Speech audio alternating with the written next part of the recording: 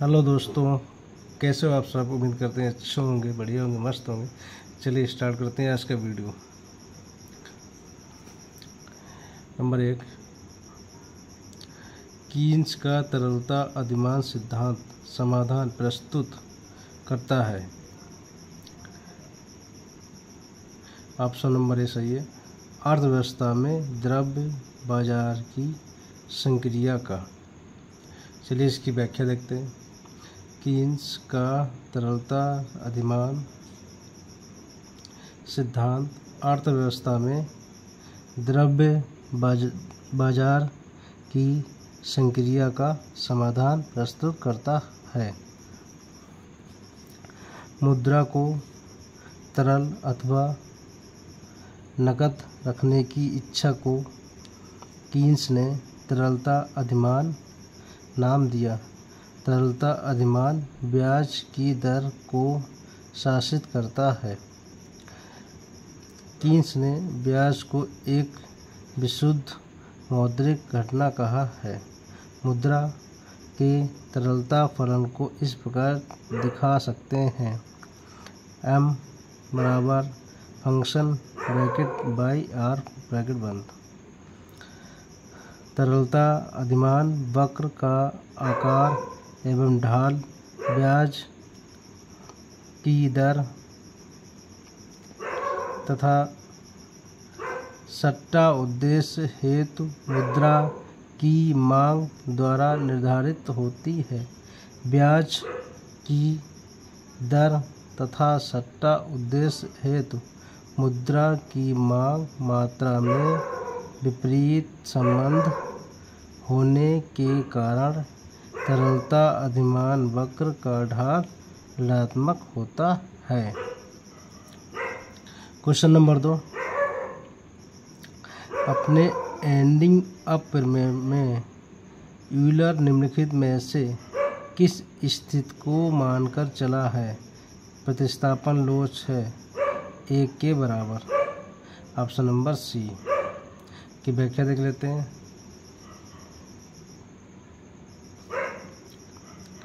अपने ending up प्रमेय में यूलर यह मानकर चलते हैं कि प्रतिस्थापन की लोच 1 के बराबर होती है। क्वेश्चन नंबर 3, दो व्यक्ति दो वस्तु अर्थव्यवस्था में विनिमय बिंदुओं के सामान्य संतुलन का बिंदुपथ कहलाता है। ऑप्शन नंबर ए उपभोग संकोच वक्र। इसकी व्याख्या देखते हैं। दो व्यक्ति दो वस्तु अर्थव्यवस्था में विनिमय बिंदुओं के सामान्य संतुलन का बिंदुपथ उपभोग संकोच वक्र प्रसंविदा वक्र कहलाता है।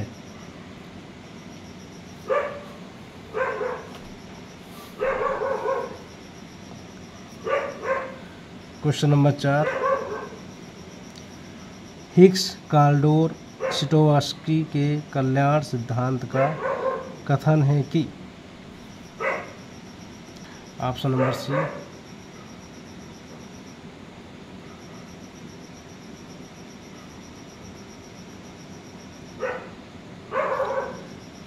यदि लाभग्राही हानि उठाने वालों को संभावित रूप से घूस दे सकें और संभावित हानि उठाने वाले लाभग्राहियों को लाभप्रद रूप से घूस ना दे सकें तो परिवर्तन वांछनीय है।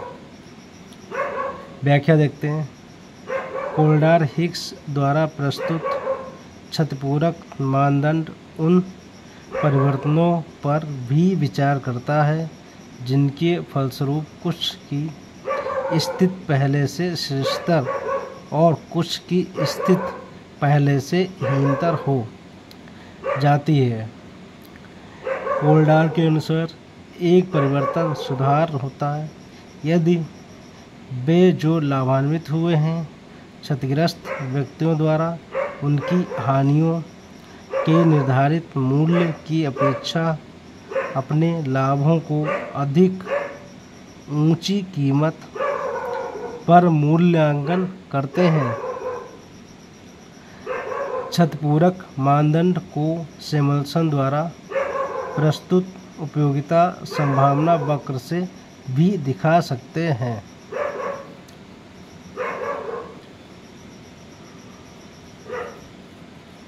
ये हमारा उपयोगिता संभावना वक्र है, देख लीजिए। ये बी की उपयोगिता है, ये ए की उपयोगिता है, ये वाई अक्ष है, ये एक्स अक्ष है। तो चलिए इसकी व्याख्या करते हैं। उपरोक्त रेखाचित्र में माना कि दोनों उपभोक्ता जी बिंदु पर हैं, जहां ए की स्थिति पहले से हीनतर और बी की स्थिति पहले से श्रेष्ठतर है। रेखाचित्र में Q से R तथा Q से S की ओर गति पेरेटो अनुकूलतम प्रदर्शित करती है। यदि B की उपयोगिता में होने वाली वृद्धि A की उपयोगिता में होने वाली कमी से अधिक है, तो कुल सामाजिक कल्याण में वृद्धि होगी और उपयोगिता संभावना वक्र बाहर की ओर विवर्तित हो जाएगा।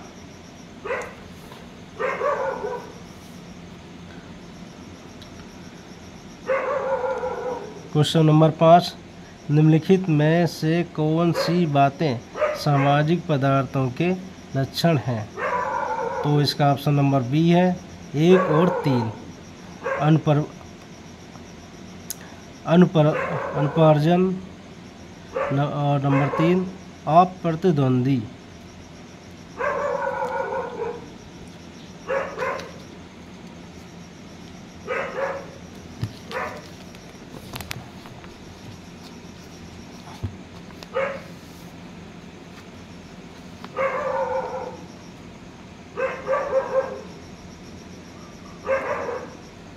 चलिए व्याख्या देखते हैं।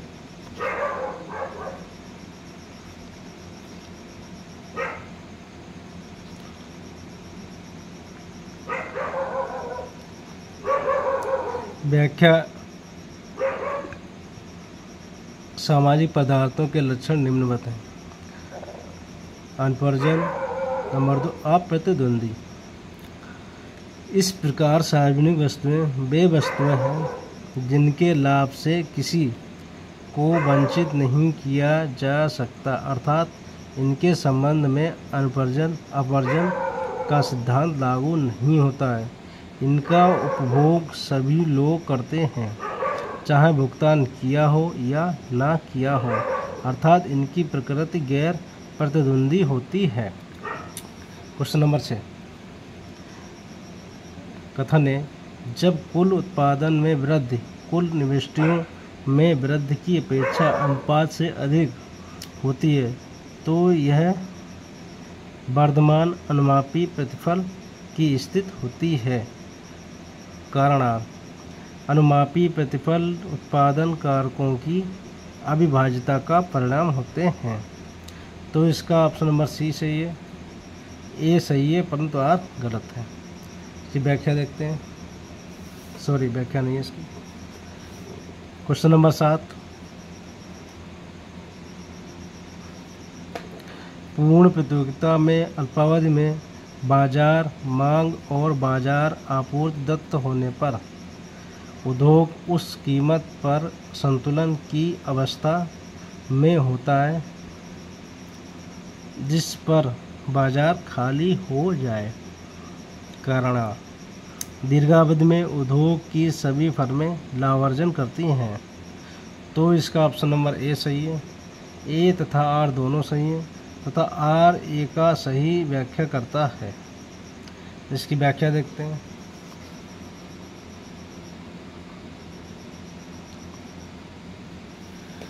व्याख्या क्या? एक उद्योग संतुलन में तब कहा जाता है जब उसके विस्तार या संकुचन की कोई प्रवृत्ति नहीं होती। उद्योग के संतुलन की 2 शर्तें हैं।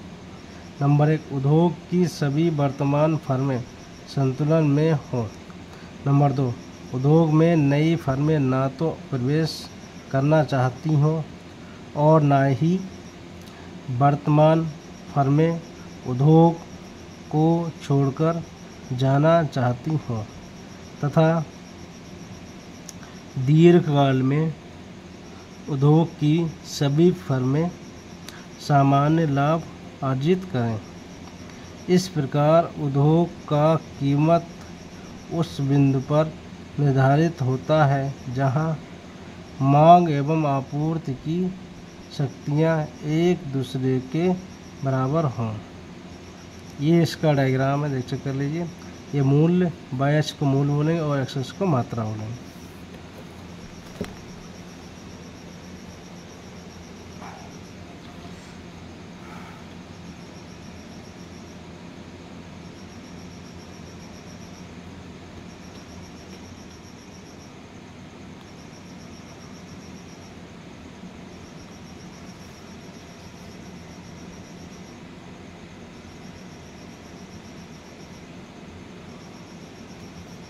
क्वेश्चन नंबर 8 कथन है बिक्री कर लगा देने से एकाधिकारी के लाभ पर प्रभाव नहीं पड़ता है।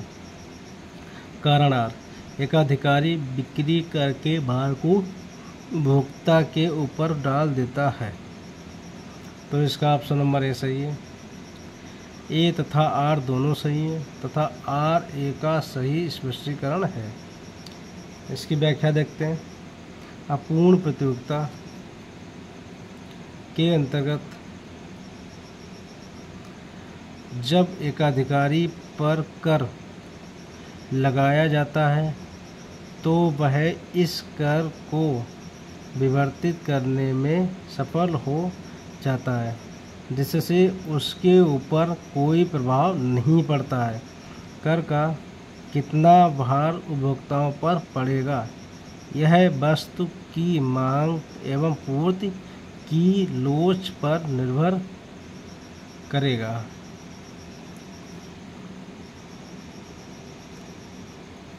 क्वेश्चन नंबर 9 कथन है लोकोपयोगी सेवाओं द्वारा लाभ अधिकतमीकरण की ओर उन्मुख कीमत नीति का अनुसरण नहीं किया जाता। कारणार्थ इससे क्षमता का न्यूनोपयोग होगा। तो ऑप्शन नंबर सी सही है। ये सही है परंतु आर गलत है। इसकी व्याख्या देखेंगे। जन कल्याण हेतु लोकोपयोगी परिसेवाओं को प्रारंभ किया जाता है। इसका उद्देश्य वंचित असहाय वर्गों की सहायता करना होता है, अतः इनके द्वारा लाभ अधिकतमीकरण नीति का अनुसरण नहीं किया जाता है। इस प्रकार कथन ए सही है जबकि आर गलत है, क्योंकि इससे क्षमता का पूर्ण उपयोग संभव हो पाता है। क्वेश्चन नंबर 10 यह मानते हुए कि मांग फलन Q बराबर 10 माइनस 0.5 P है और P इक्वल टू 10 पर मांग की लोच होगी। तो आप देख लीजिए किस तरह ये लगेगा। तो P बराबर 10 दे रखा है तो हम P बराबर 10 रख देंगे, इस तरह से कर देंगे, हल कर देंगे इसको। Q इक्वल टू 5 तो मांग की लोच का फार्मूला लगाएंगे DQ upon DP P upon Q equal to 5, इसके मान रख देंगे। मान रखने का इसको हल कर लें तो E इक्वल टू 1 आएगा। उम्मीद करते हैं आपको समझ आ रहे होंगे।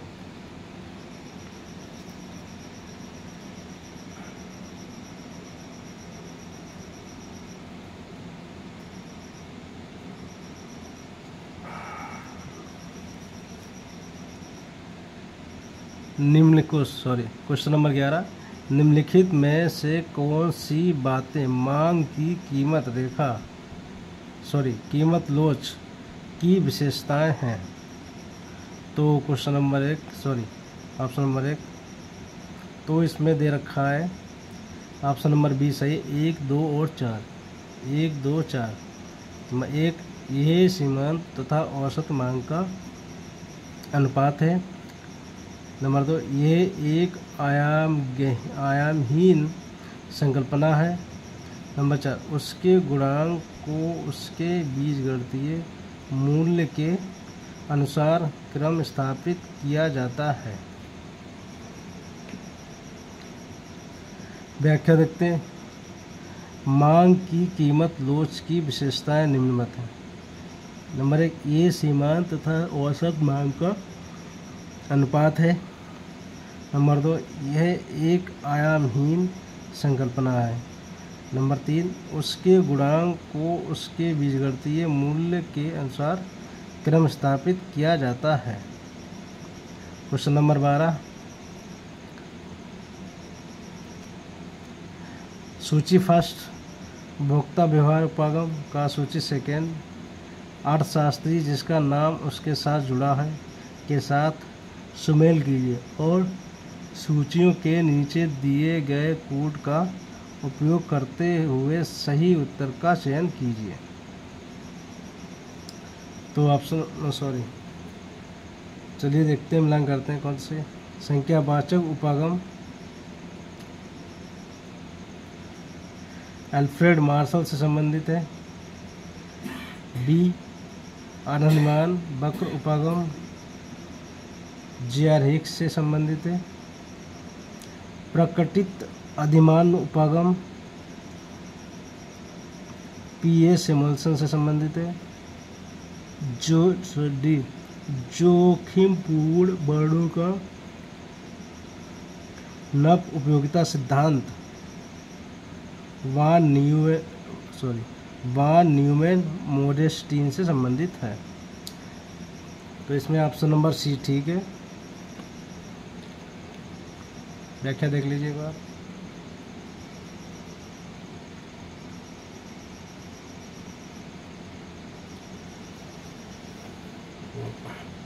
क्वेश्चन नंबर 13, मान लीजिए कि कोई उपभोक्ता केवल 2 वस्तुएं ए और बी खरीदता है। जब उपभोक्ता की आय में वृद्धि होने के साथ ही वस्तु एक सस्ती हो जाती है तो यह देखने में आता है कि ए का उपभोग घट गया है और बी का उपभोग बढ़ गया है। यह इसलिए है कि, तो इसका ऑप्शन ये सही है। देखते हैं इसमें क्या है। आय प्रभाव ने प्रतिस्थापन प्रभाव पर प्रमुखता प्राप्त कर ली है। चलिए इसकी व्याख्या देखते हैं।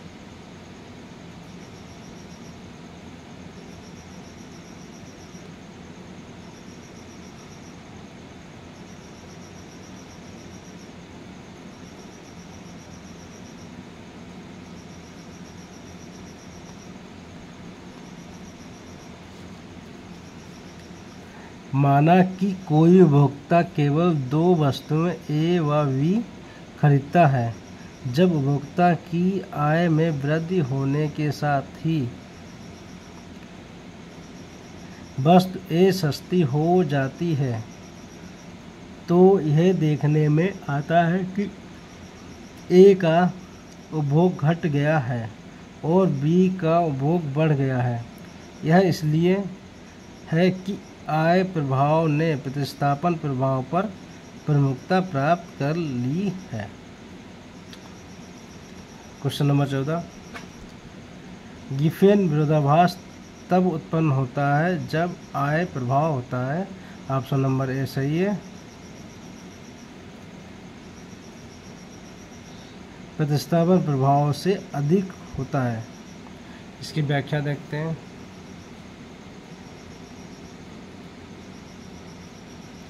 ऐसी वस्तुएं जिनके मूल्य में कमी उपभोग या मांग में वृद्धि नहीं बल्कि कमी लाए गिफेन वस्तुएं कहलाती हैं। इनके संबंध में आय प्रभाव इतना शक्तिशाली होता है कि वह ऋणात्मक प्रतिस्थापन के प्रभाव को समाप्त कर धनात्मक कर देता है। क्वेश्चन नंबर 15,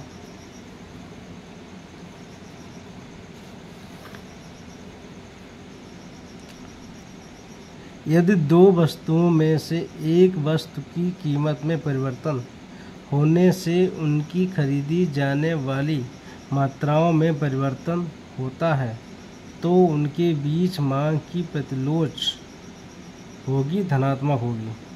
इसकी व्याख्या देखते हैं।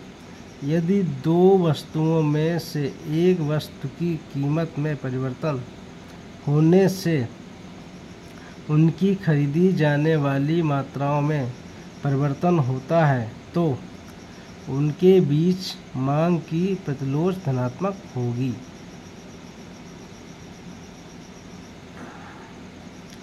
पूरक वस्तुओं की मांग की आड़िलोच ऋणात्मक होती है।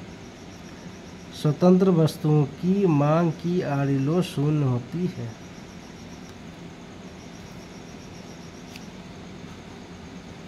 Question number 16। यह दत्त है कि C greater than E greater than S greater than उत्पादन फलन इस प्रकार है। X equal to Y bracket delta C की घात minus alpha plus 1 minus delta bracket 1 n की पावर माइनस अल्फ़ा ब्रैकेट 1 तो माइनस V अपान अल्फ़ा। तो सूची फर्स्ट का सूची सेकंड के साथ सुमेल कीजिए और सूचियों के नीचे दिए गए कोड का उपयोग करते हुए सही उत्तर का चयन कीजिए। सूची फर्स्ट, सूची सेकंड। तो y क्या है? दक्षता प्राचल है। डेल्टा कारक तीव्रता नंबर 1 से संबंधित। C अल्फा प्रतिस्थापन की लोच। V कारक समजातीयता। तो इसका ऑप्शन नंबर ए सही है। चेक कर लीजिए एक बार।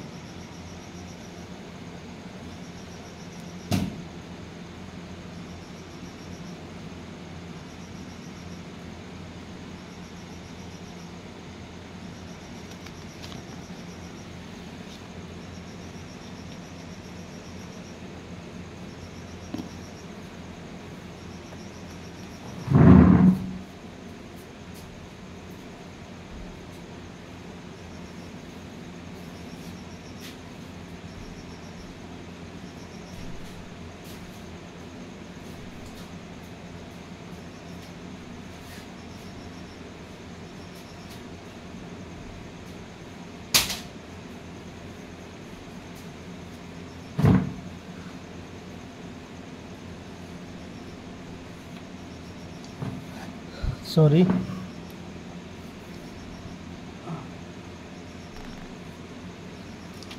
क्वेश्चन नंबर 17 देखते हैं।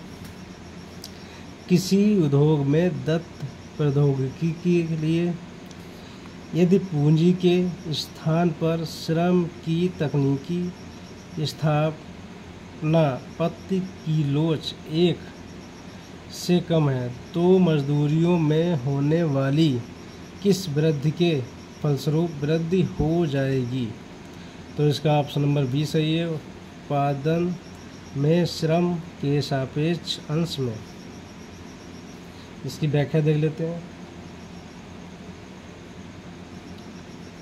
किसी उद्योग में दत्त प्रौद्योगिकी के लिए यदि पूंजी के स्थान पर श्रम की तकनीकी स्थानापन्न की लोच 1 से कम है तो मजदूरियों में होने वाली वृद्धि उत्पादन में श्रम के सापेक्ष अंश में वृद्धि के फलस्वरूप होगी।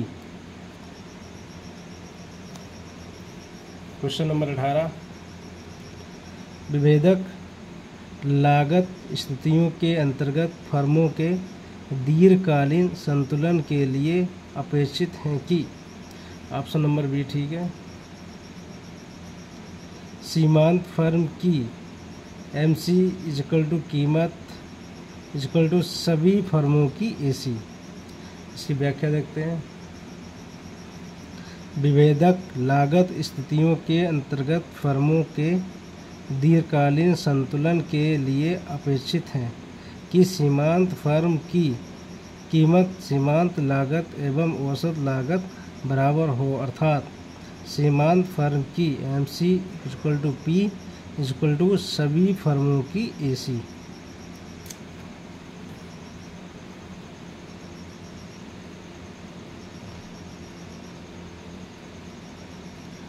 क्वेश्चन नंबर 19, सूची फर्स्ट संकल्प का सूची सेकेंड प्रयुक्ति के साथ सुमेल कीजिए और सूचियों के नीचे दिए गए कोड का उपयोग करते हुए सही उत्तर का चयन कीजिए। तो सूची फर्स्ट और सूची सेकेंड, संकल्पना, प्रयुक्ति। ए, उपभोक्ता का अधिशेष किससे संबंधित है? कल्याण अर्थशास्त्र से। उपयोगिता सिद्धांत किससे संबंधित है?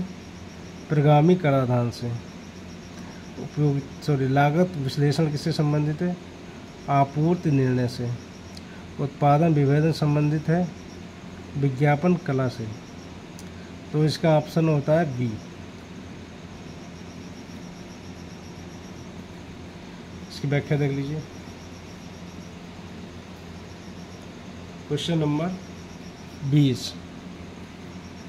द्वैधाधिकार के नेतृत्व मॉडल में यदि एक फर्म मात्रा की दृष्टि से नेत्री है और दूसरी फर्म मात्रा की दृष्टि से अनुगामी है तो संतुलन।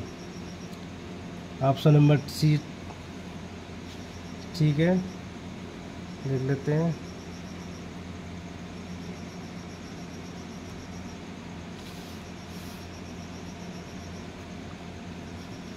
दोनों प्रक्रिया वक्रों के प्रतिच्छेद बिंदु पर स्थापित होगा। इसकी व्याख्या देखते हैं।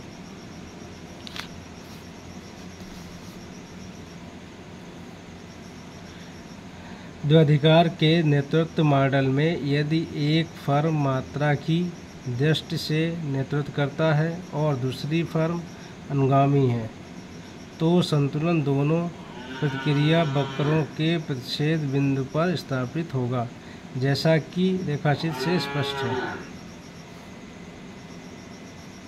बायच को आउटपुट बोलते हैं और एक्सेस को ए आउटपुट बोलते हैं, इसको बी आउटपुट बोलते हैं। चेक कर लीजिए। क्वेश्चन नंबर 21,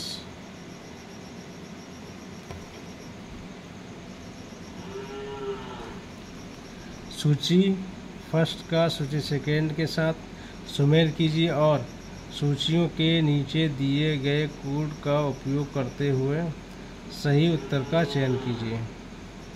सूची फर्स्ट, सूची सेकेंड।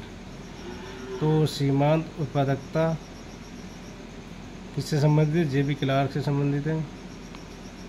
एकाधिकार की मात्रा जो रॉबिन्सन से संबंधित है। बट्टागत सीमांत उत्पादकता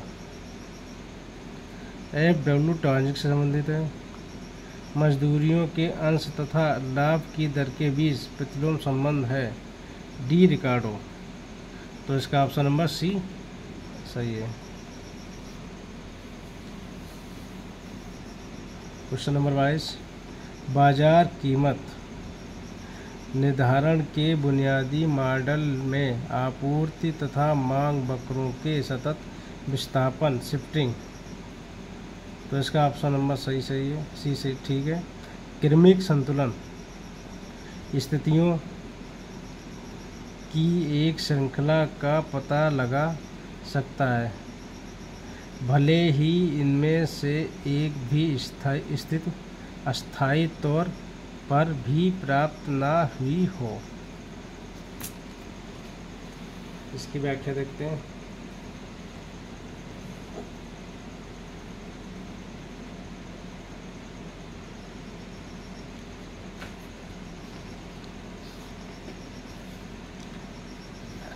व्याख्या क्या? बाजार कीमत निर्धारण के बुनियादी मॉडल में आपूर्ति तथा मांग वक्रों के सतत विस्थापन क्रमिक संतुलन स्थितियों की एक श्रृंखला का पता लगा सकता है, भले ही इनमें से एक भी स्थिति अस्थायी तौर पर भी प्राप्त न हुई हो।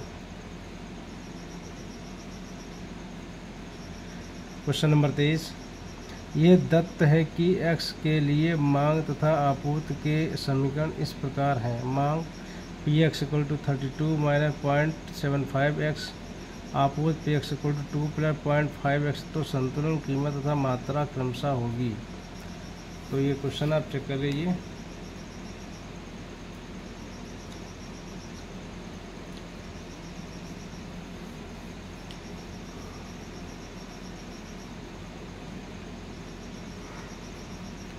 क्वेश्चन नंबर 24, रिकार्डो के लगान सिद्धांत के अनुसार लगान की उत्पत्ति का कारण है। ऑप्शन नंबर सी, भूमि की उर्वरता के बीच अंतर। इसकी व्याख्या देखते हैं। रिकार्डो के लगान सिद्धांत के अनुसार लगान की उत्पत्ति का कारण भूमि की उर्वरता के बीच अंतर है। उत्तम तथा खराब भूमि के उत्पादन या आय के अंतर को ही रिकार्डो ने लगान कहा। इस प्रकार लगान एक भेदात्मक बचत है जो सीमांत तथा अधिसीमांत भूमि के उत्पादनों का अंतर है। लगान इक्वल टू अधिसीमांत भूमि का उत्पादन माइनस सीमांत भूमि का उत्पादन। क्वेश्चन नंबर 25, जब एक अपूर्ण प्रतियोगी के लिए कारक ए ही एकमात्र परिवर्ती कारक है तो कारक ए के लिए फर्म की मांग निम्नलिखित के द्वारा व्यक्त होती है। ऑप्शन नंबर डी, एमआरपी वक्र इक्वल टू सीमांत आय उत्पाद। तो इसकी व्याख्या देखते हैं। जब एक अपूर्ण प्रतियोगी के लिए कारक ए ही एकमात्र परिवर्ती कारक है तो कारक ए के लिए फर्म की मांग एमआरपी इक्वल टू वक्र इक्वल टू सीमांत आय उत्पाद के द्वारा व्यक्त होती है। Question number 26,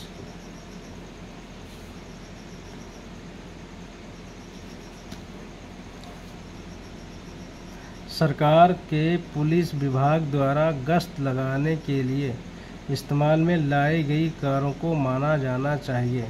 option number A, अंतिम वस्तुएं, क्योंकि वे व्यावसायिक क्षेत्र द्वारा सरकार को बेची जाती हैं। इसकी व्याख्या देखते हैं।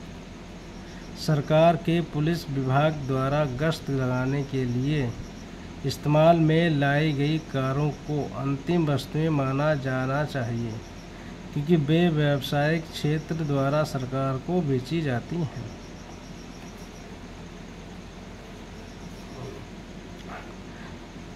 क्वेश्चन नंबर 27, सूची फर्स्ट का सूची सेकेंड के साथ सुमेल कीजिए और सूचियों के नीचे दिए गए कोड का उपयोग करते हुए सही उत्तर का चयन कीजिए।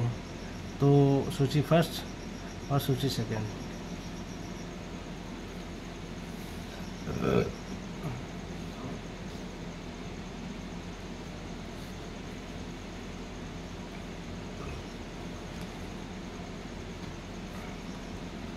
उत्पाद विधि संबंधित है वर्ष के समस्त अंतिम उत्पाद के मूल्य का योग। व्यय विधि की संबंधित है उपभोग तथा निवेश वस्तुओं पर किए गए सभी निजी एवं तथा सार्वजनिक खर्च का योग। आय विधि संबंधित है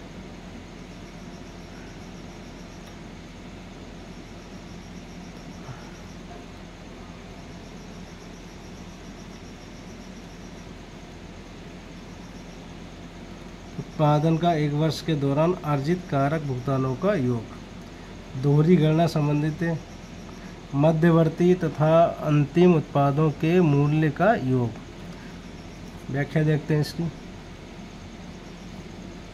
उत्पाद भी संबंधित वर्ष के समस्त अंतिम उत्पाद के मूल्य का योग। वे भी संबंधित उपभोग तथा निवेश वस्तुओं पर किए गए सभी निजी तथा सार्वजनिक खर्च का योग। आय विधि उत्पादन का एक वर्ष के दौरान अर्जित कारक भुगतानों का योग। दोहरी गणना संबंधित है मध्यवर्ती तथा अंतिम उत्पादों के मूल्य का योग।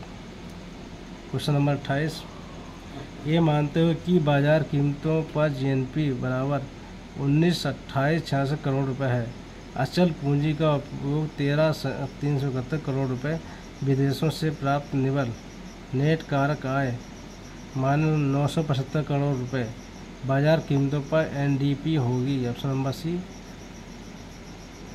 18,0470 करोड़ रुपए।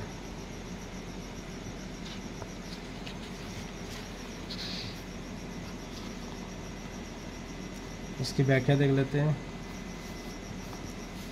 GNPFC इक्वल टू 19,28,66 करोड़ रुपए। अचल पूंजी का उपभोग 13,371 करोड़ रुपए। विदेशों से प्राप्त निवल कारक आय equal to 975। NDPMP equal to GNPFC plus विदेशों से प्राप्त शुद्ध साधन आय डिप्रिसिएशन। क्वेश्चन नंबर 29, निवेश निर्णय के सिद्धांत में सबसे उपयुक्त आंतरिक प्रतिफल दर IRR वह है जो, ऑप्शन नंबर ए, निवल नेट वर्तमान मूल्य को अधिकतम करती है। इसकी व्याख्या देखते हैं। निवेश निर्णय के सिद्धांत में सबसे उपयुक्त आंतरिक प्रतिफल दर वह है जो निवल वर्तमान मूल्य को अधिकतम करती है। क्वेश्चन नंबर 30, विदेश व्यापार गुणक को ज्ञात करने में सूत्र है। तो इसका सूत्र है option number B, K equal to DY/DS plus DM। इसकी व्याख्या देखते हैं। विदेशी व्यापार गुणांक यह बताता है कि निर्यात में वृद्धि के फलस्वरूप राष्ट्रीय आय में भी वृद्धि होती है, जो कि निर्यात की तुलना में कई गुना होती है। निर्यात एवं राष्ट्रीय आय के बीच फलनात्मक संबंध बताने वाला तत्व विदेशी व्यापार गुणक कहलाता है। तो KR equal to delta Y upon delta X, sorry KF equal to delta Y upon delta X, sorry, या KF equal to 1 upon MPS plus MPM 1 upon delta S delta M delta Y की जगह। तो MPS equal to delta S upon delta Y MPM delta M to delta Y. तो KFY equal to DY upon DS plus DM।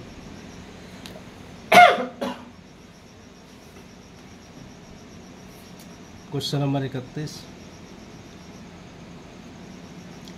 सरकारी व्यय में वृद्धि होने के परिणाम स्वरूप समग्र मांग में निवल नेट वृद्धि हो जाएगी यदि क्राउडिंग आउट प्रभाव, ऑप्शन नंबर सी, 1% से अधिक है किंतु ये 100% से कम है। इसकी व्याख्या देखते हैं।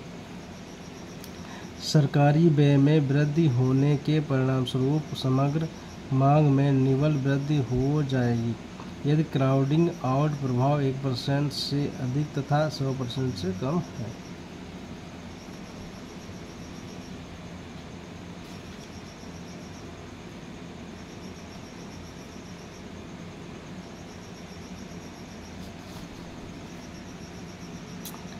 क्वेश्चन नंबर 32, कीन्स के सामान्य सिद्धांत में निवेश तथा बचत को मुख्यतया निम्नलिखित में परिवर्तन के जरिए बराबरी पर लाया जाता है। तो ऑप्शन नंबर सी है इसका, राष्ट्रीय आय। तो इसकी व्याख्या देखते हैं। कीन्स के सामान्य सिद्धांत में निवेश तथा बचत को मुख्यतया राष्ट्रीय आय में परिवर्तन के जरिए बराबरी पर लाया जाता है। क्वेश्चन नंबर 33, यदि प्राधिकारी ब्याज दर को स्थिर करने का निर्णय कर ले तो नीचे दी गई आकृति में LMD जैसे जैसे LM1 की ओर खिसकती है तो आय रहेगी। तो इसका ऑप्शन नंबर डी,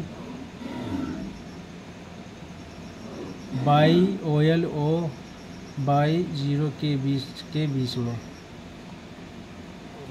इसकी व्याख्या देखते हैं। उपरोक्त रेखा चित्र में LM0 वक्र के विवर्तित होकर LM वक्र हो जाता है तब ब्याज की दर में वृद्धि एवं राष्ट्रीय आय में कमी होगी। जैसा कि रेखा चित्र में LM1 वक्र हो जाता है तब ब्याज की दर में वृद्धि एवं राष्ट्रीय आय में कमी होगी। जैसा कि रेखा चित्र में LM1 वक्र होने पर आय यो 0 तथा ब्याज दर वन होगा।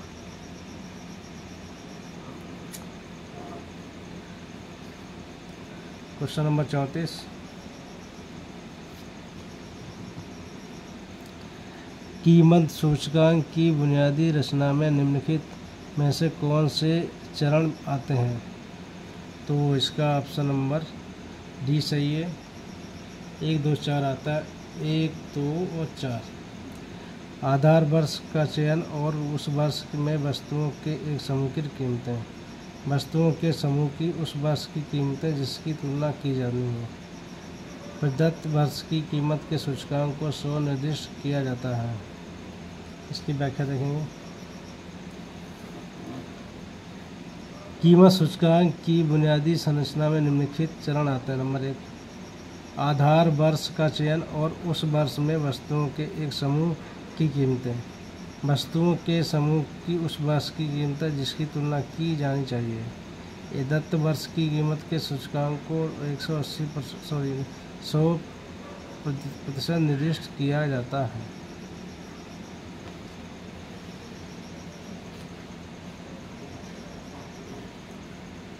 क्वेश्चन नंबर 35 कथन है, कीन्स के अनुसार किसी अर्थव्यवस्था में रोजगार का स्तर जीएनपी का फलन होता है। कारण जीएनपी समग्र मांग द्वारा निर्धारित होती है जो स्वयं गृहस्थियों के उपभोग तथा व्यवसाय के निवेश निर्णयों पर निर्भर करती है। तो इसका ऑप्शन नंबर है सही है।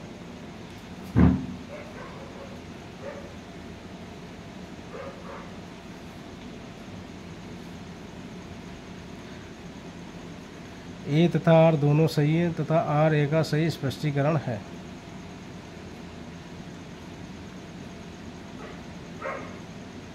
व्याख्या देते कीन्स के अनुसार रोजगार स्तर का निर्धारण प्रभावी मांग द्वारा होता है और प्रभावी मांग का निर्णय समग्र मांग एवं समग्र आपूर्ति द्वारा होता है जो राष्ट्रीय आय पर निर्भर करता है। क्वेश्चन नंबर 36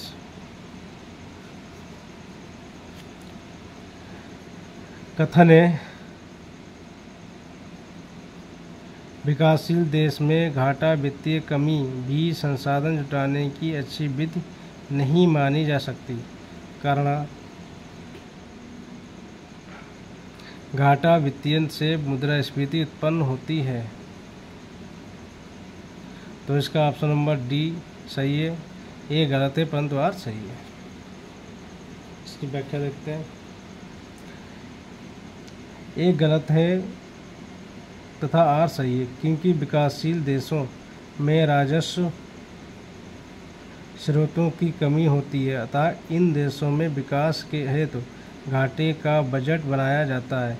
इससे व्यय हेतु राजस्व की प्राप्त हो जाती है परंतु इस प्रकार के वित्तीयन से मुद्रास्फीति उत्पन्न होने की संभावना रहती है। क्वेश्चन नंबर 37 इस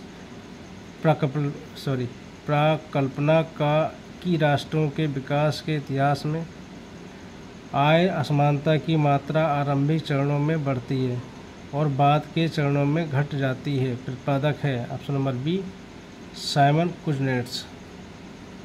इसकी व्याख्या देखते हैं।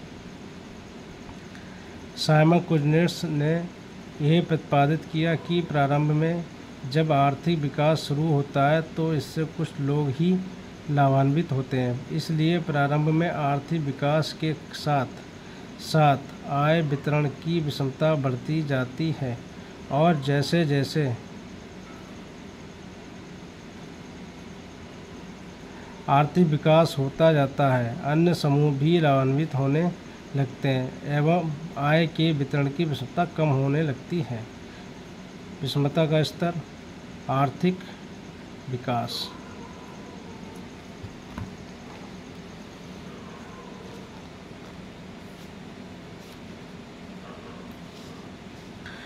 कुजनेट्स वक्र का आकार उल्टे यू की तरह है जो आर्थिक विकास आय एवं आय वितरण विषमता के मध्य संबंध प्रदर्शित करता है।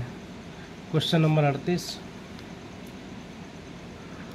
प्रच्छन्न बेरोजगारी के विषय में निम्नलिखित में से कौन सी बातें सही हैं? ऑप्शन नंबर बी 2 और 4। श्रम की सीमांत उत्पादकता शून्य अथवा अत्यंत है। यह ग्रामीण क्षेत्रों तक सीमित है।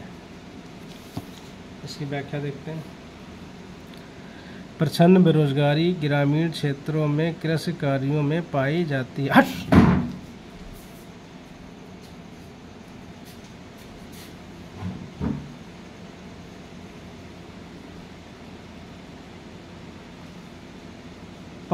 है।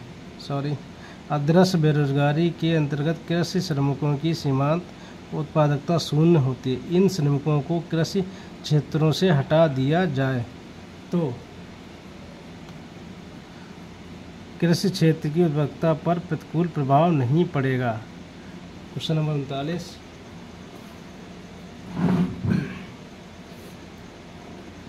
मंदी के दौरान उपभोक्ता गिरती हुई आमदनियों के प्रति आमतौर पर इस रूप में प्रतिक्रिया करते हैं। ऑप्शन नंबर ए, टिकाऊ वस्तुओं पर किए जाने वाले उपभोग के अंश को बढ़ा देते हैं।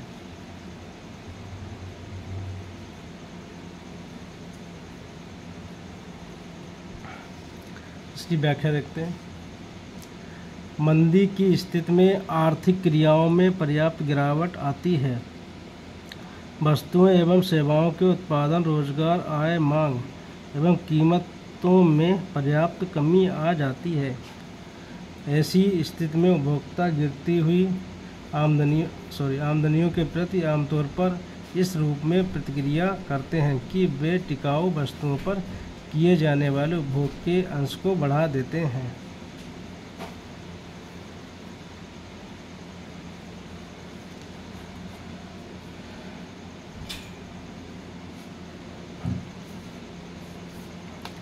Question number 40। लुई की दृष्टि में द्वैध अर्थव्यवस्था के अंदर पूंजीवादी क्षेत्र बेसी श्रम को खपा लेता है बशर्ते कि ऑप्शन नंबर सी, निर्वाह क्षेत्र की श्रम आपूर्ति लोचदार हो, पूंजी मूलक अधिशेष उत्पन्न हो और उसका पुनर्निवेश किया जा रहा हो। इसकी व्याख्या देखते हैं। आर्थर लेविस अल्प विकसित देशों के संबंध में आर्थिक द्वैत का विश्लेषण करते हैं, जिसका आशय है कि इन देशों में अर्थव्यवस्था दो क्षेत्रों में बटी होती है, पूंजीवादी या औद्योगिक क्षेत्र तथा जीवन निर्वाह क्षेत्र या कृषि क्षेत्र। पूंजीवादी क्षेत्र लाभ का पुनः निवेश करता है तथा जीवन निर्वाह क्षेत्र से श्रम की पूर्ति पूंजीवादी क्षेत्र को असीमित होती है। यदि वीडियो पसंद आए तो लाइक, शेयर एंड कमेंट जरूर करें। बताएं कैसा वीडियो बनाया। धन्यवाद।